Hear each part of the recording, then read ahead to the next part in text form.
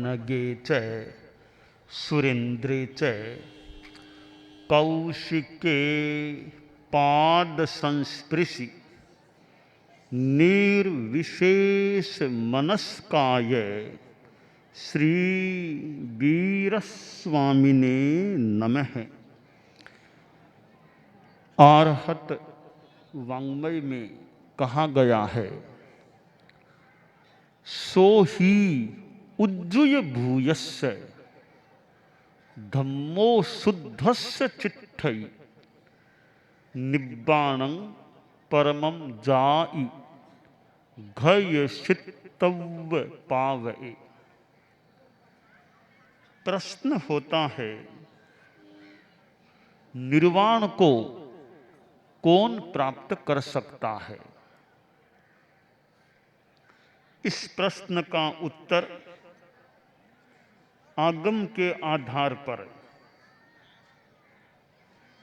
यह हो सकता है कि जिसके जीवन में, जिसकी आत्मा में धर्म होता है, वह मनुष्य निर्वाण को प्राप्त कर सकता है। ठीक है। तो दूसरा प्रश्न है, धर्म किस आदमी के जीवन में, आत्मा में हो सकता है?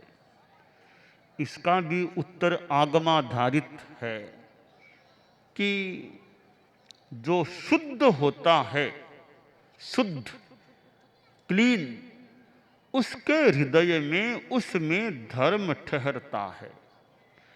ठीक है। तो तीसरा प्रश्न है कि शुद्ध हृदय वाला, शुद्ध चित्त वाला कौन होता है?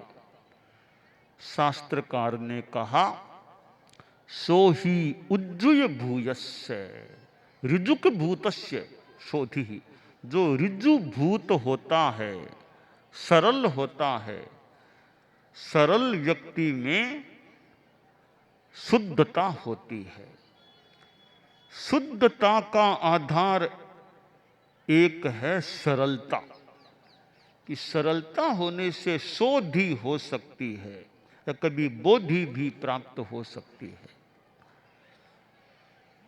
सरलता में शोधि क्यों होती है? इसका एक आयाम है कि एक आदमी से, हम साधुओं को ही ले लें, चारित्रात्मा को, एक चारित्रात्मा से गलती हो गई। अब गलती हो गई, दोष आसेवन हो गया। अब वह अगर सरल है तो अपने गुरु आचार्य के, जो भी प्रायश्चित देने के अधिकारी हैं, उनके पास जाए और सरलता से अपनी बात बता दे। तो सरलता से बता देगा तो उसकी शुद्धि अच्छी हो सकेगी।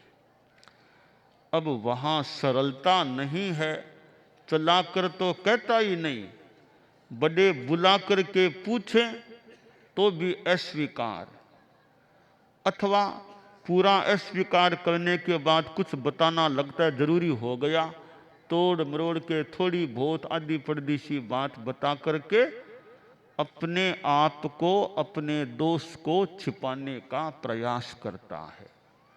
तो गुरु फिर क्या दंड देंगे, क्या प्रायश्चित देंगे? पूरी बात बताई नहीं, जितनी बताई उसके आधार पर प्रायश्चित दे दिया।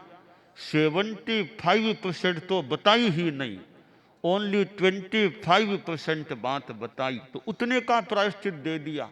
तो कितनी अशुद्धि रह गई? 75% तो भीतर में अशुद्धि रह गई। क्यों रह गई? कि सरलता नहीं थी।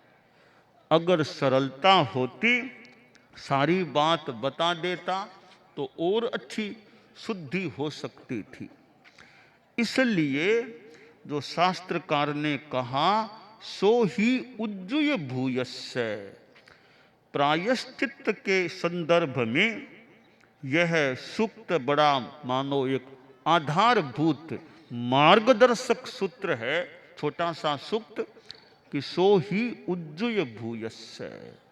ऋजु भूत रहोगे तो शुद्धि शोधि अच्छी हो सकेगी।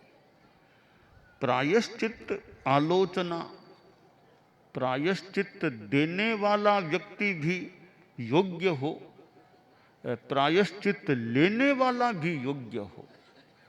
आलोचन अपने गुरु के सामने बात को अच्छी तरह खोल करके रख दे। बस ये अच्छी तरह खोल के रख देना ही अपने आप में एक बड़ी बात है। फिर जो प्रायश्चित बताया जाए उसको शिरोधार्य कर उसका इम्प्लीमेंटेशन कर ले, क्रियान्विति कर ले, अच्छी शुद्धता की बात हो सकती है। तो प्रायश्चित देने वाला भी अच्छा हो, जानकार भी हो, गांभीर्य युक्त भी हो कि जहां व्यक्ति मन खोल करके अपनी बात बता सके। डॉक्टर से बीमारी को नहीं छुपाना चाहिए। चिकित्सक है, उसको जो तकलीफ है बताएंगे तो अच्छा वो दवाई वगैरह कुछ बता पाएगा, पूरा बताएंगे ही नहीं तो वो कितना क्या इलाज करेगा। तो डॉक्टर से बीमारी नहीं छिपानी चाहिए, गुरु से दोष नहीं छिपाना चाहिए। तब गुरु अच्छा पथ वो प्रायश्चित दे सके, डॉक्टर अच्छी दवाई आदि की बात बता सके। सरलता, यो शब्द तो है सरलता, पर कई बार लगता है कठिन चीज।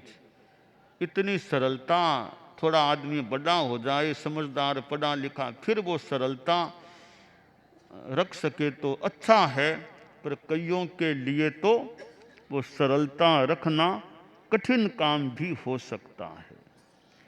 कहते हैं बच्चे जैसी सरलता, बच्चे जैसी सरलता। बच्चे में दो विशेषताएं या स्थितियां होती है, एक तो सरलता, दूसरी नादानगी। तो बच्चे जैसी नादानगी तो नहीं रहनी चाहिए। थोड़ा बड़ा बने तो ज्ञान होना चाहिए, समझ विकसित होनी चाहिए। बच्चे जैसी नादानगी होना तो मां खराब चीज है, पर बच्चे जैसी रिजुता हो, छल कपट आदमी न करे, जानता है, समझता है, दाव पेंच भी खेलना जानता है, फिर भी सरलता रखे, वो अच्छी विशेष बात हो सकती है। ठीक है, ज्ञान अच्छा है, समझ है, तो दूसरों के छल कपट को पकड़ सके, समझ सके, वो तो अपनी कुशलता की बात है। पर खुद को छल कपट से बचने का प्रयास करना चाहिए। दुनिया में कई लोग मिल सकते हैं, बड़े सरल हैं, रिज्जू हैं। मैं भूल न करूं तो एक बार परम पूज्य आचार्य तुलसी विराजे हुए थे। कोई प्रोग्राम यो कार्यक्रम प्रोग्राम मतलब व्याख्यान आदि का चल रहा था। तो उस समय परम पूज्य महाप्रज्ञ जी संभवतः मुनि अवस्था में थे, विद्वान थे, मुनि अवस्था में थे। तो उनका कभी कभी भाषण होता था। गुरुदेव तुलसी का तो रोज ही होता व्याख्यान, विशेष अवसर होते, कोई कार्यक्रम विशेष, कोई प्रोग्राम आदि, तो मुनि श्री नथमल जी तमकोर का भी यो कभी कभी मौके मौके पर उनका भी भाषण होता। तो गुरुदेव विराजे हुए थे, मुनि श्री नथमल जी तमकोर खड़े खड़े यो भाषण दे रहे थे। तो भाषण फरमाते फरमाते कहा कि आचार्य तुलसी तो भोले हैं, कि आचार्य तुलसी तो भोले, कि मेरी आशा न कहा कि नहीं हो जाए, पर आचार्य तुलसी तो भोले हैं। कि अब यूं देखें तो गुरुदेव तो कितने यूं शासक शास्त्र यूं करने का, ये आचार्य तुलसी भोले हैं, भोले आदमी, भोले हैं, भोले हैं। आगे का कि साधु को भोला ही होना चाहिए, साधु तो भोला ही होना चाहिए। तो आचार्य तुलसी को भी हमने देखा है, यूं तो वे तो बड़े एक ज्ञानी भी कह दें, और एक इतने बड़े संघ के लंबे काल तक, लगभग 60-61 वर्षों तक आचार्य प्लस गणाधिपति के रूप में सेवा देने वाले, नेतृत्व करने वाले, रहने वाले थे। परंतु मुनि श्री नथमल जी स्वामी ने कहा था, टमकोर वालों ने, कि आचार्य तुलसी भोले हैं और साधु को भोला ही होना चाहिए। तो मनस्येकम, वचस्येकम वपुष्येकम महात्मना, मनस्संयत वचस्संयत वपुष्संयत दुरात्मना। कि महात्मा कौन है? कि जो मन में है वही वाणी में, जो वाणी में वही आचरणों में, वो तो महात्मा है। दुरात्मा कौन है? कि मन में कुछ है, वाणी में कुछ ही बोलता है, करता अपने ढंग से कुछ है। यह भिन्नता है मन वचन और आचरण में, वो दुरात्मा है। अरे एकता है मन वचन और आचरण में, काय में, वह महात्मा होता है। मैंने एक पुस्तक तैयार की थी आचार्य महाप्रज्ञ जी के जीवन वृत्त की। उसका नाम मैंने दिया महात्मा महाप्रज्ञ। मैंने आचार्य शब्द वहां नहीं लगाया, मैंने कहा महात्मा महाप्रज्ञ। तो महात्मा होना खास महात्मा गांधी है, तो महात्मा होना खास बात है। और तो राजा बन जाओ चाहे मंत्री बन जाओ, तो महात्मा है वो विशेष बात है। तो महात्मा की एक लक्षण की बात जो श्लोक में बताई गई कि मन वचन काय में एकता है, वो महात्मा है। और मन वचन काय में भिन्नता है, वो दुरात्मा हो जाता है। तो ठीक है, ऐसे साधु के रूप में तो आप लोग गृहस्थ हैं सारे, मान लो महात्मा नहीं भी हैं, परंतु कई कई लोग गृहस्थ गारहस्थ्य में रहते हुए भी कुछ अंशों में साधु जैसे होते हैं। वो गृहस्थ साधु, गृहस्थ सन्यासी जैसे हैं। तो घर में संति एगे हिम भिक्खु हिम गारथा संयमोत्तरा। कई कई भिक्षुओं से कई गृहस्थों का संयम ज्यादा उच्च कोटि का ऊंचा हो सकता है। आप गृहस्थों में कई अच्छे संयमी लोग मिल सकते हैं कि स्नान करना, थोड़े से पानी से अपना स्नान का काम संपन्न, सफाई भी करना, पानी का संयम भी रखना। व्यवसाय में व्यापार में कोई छल कपट नहीं, बस सरलता से बात होती है। ऐसे गृहस्थों में भी कई बहुत अच्छे व्यक्ति हो सकते हैं। कई कई साधुओं में भी उतना संयम, भिक्षुओं में उतना संयम नहीं होता जितना संयम कई गृहस्थों में होता है। तो खैर साधु तो वैसे बहुत ऊंची चीज है, यह सरलता की बात है। तो साधु को तो सरल, भोले का मतलब सरल, भोला कोई अज्ञानी नहीं, मूर्ख नहीं, वो भोलापन नहीं होना चाहिए, पर भद्रता, ऋजुता, सरलता, उस रूप में साधु में तो सरलता होनी ही चाहिए। गृहस्थ भी सरलता को रखने का प्रयास करें। सरलता है तो सच्चाई की आराधना अच्छी हो सकती है। छल कपट है तो फिर सच्चाई की भी साधना आराधना अच्छी नहीं हो सकती।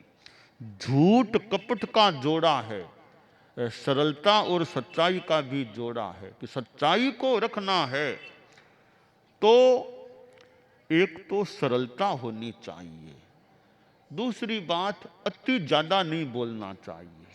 तो सच्चाई की साधना ये दो बातें हो कि परिमित भाषिता रखना और सरलता रखना, तो सच्चाई की आराधना में बहुत सहयोग या बहुत अच्छी सच्चाई की आराधना हो सकती है। परम पूज्य आचार्य भिक्षु थे, वो कितने तो ज्ञानी रहे होंगे, शास्त्रों का कितना ज्ञान, और व्यावहारिक ज्ञान भी उनमें कितना रहा होगा। और एक धर्म संघ का शुभारंभ उनके समय में हो गया, और यह मारवाड़ की धरती, जहां भिक्षु स्वामी मारवाड़ के ही थे, और सकलेचा गोत्र या जाति से थे। सकलेचा गोत्र से आचार्य भिक्षु हुए थे, वो तो कंटालिया उधर कांठा से हुए थे। तो हमारे धर्म संघ में मारवाड़ से आचार्य भिक्षु भी हुए, फिर आचार्यों में श्रीमद जयाचार्य हुए, और फिर परम पूज्य आचार्य तुलसी लाडनू को मारवाड़ का ही मान लें तो वो मारवाड़ से हुए। 3 आचार्य हमारे धर्म संघ में मारवाड़ से हुए। और तीनों ही आचार्य अपने आप में देखें तो आचार्य भिक्षु तो खैर हमारे जनक कह दें प्रथम का, वो तो थे ही थे। फिर दयाचार्य भी इतने ज्ञानी पुरुष थे, प्रज्ञा पुरुष। आचार्य भिक्षु के मानो भाष्यकार से थे, तो वो भी अपने ढंग के थे। फिर आचार्य तुलसी भी, इतना लंबा उनका आचार्य काल। हमारे धर्म संघ में आज तक के इतिहास में सर्वाधिक आचार्य काल आचार्य तुलसी का रहा। सबसे कम उम्र में आचार्य और युवाचार्य बनने वाले आज तक के इतिहास में आचार्य तुलसी थे। और अपना पद छोड़ने वाले भी आज तक के हमारे धर्म संघ के इतिहास में आचार्य तुलसी थे कि पद को भी छोड़ दिया। आचार्य पद भी महाप्रज्ञ जी गुरुदेव को सौंप दिया। तो आचार्य तुलसी हमारे धर्म संघ में एक विशिष्ट आचार्य। तो भिक्षु स्वामी, श्रीमद दयाचार्य और आचार्य तुलसी तीनों ही मारवाड़ से, तीनों ही हमारे धर्म संघ में एक विशिष्ट व्यक्तित्व के रूप में प्रकट हुए हैं। तो यह मारवाड़ की धरा, और हमारा भी अभी यहाँ भ्रमण हो रहा है। और पहले हम थोड़े कांठा में विचरे थे, फिर पाली जोधपुर होते होते अब शिवांची मालानी बाड़मेर जिला का यह क्षेत्र है। और बाड़मेर जिला में मैं अनेक बार पहले भी आया हुआ हूँ, और आज यह टापरा आना हुआ है। और टापरा पहले भी यानी सन 2013 में मर्यादा महोत्सव भी टापरा में हुआ था। लगभग 10 वर्ष बाद फिर सन 2023 में यहाँ टापरा आना हुआ है। यह शिवांची मालानी की एरिया, जहाँ से हमारे धर्म संघ में अच्छी भेंट यानी भेंट आई हुई है। साधु साध्वियाँ समणियाँ हमारे धर्म संघ में भेंट है। उस यानी शिवांची मालानी में हाँ, अच्छी भेंट है वैसे। और उस अच्छी भेंट में टापरा का भी योगदान है, टापरा का भी अपना योगदान है। उस भेंट में संभागी है अनेक यूँ हमारे चारित्रात्माएँ समणी जी जो टापरा से संबंधित हैं। तो टापरा है छोटा सा गांव, बहुत छोटा सा गांव है।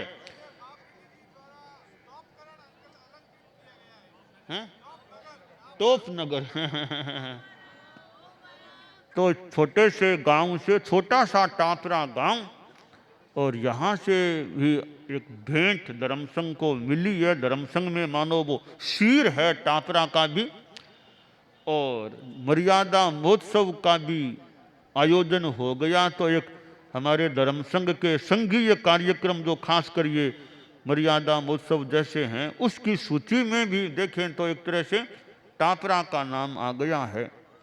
तो टापरा आना हुआ है, और टापरा से अनेक हमारे चारित्रात्माएँ भी हैं, समणी जी भी हैं, और जो अपने ढंग से खूब सेवा देते रहें, खूब अच्छी अपनी साधना भी करते रहें, सब खूब अच्छा रहे।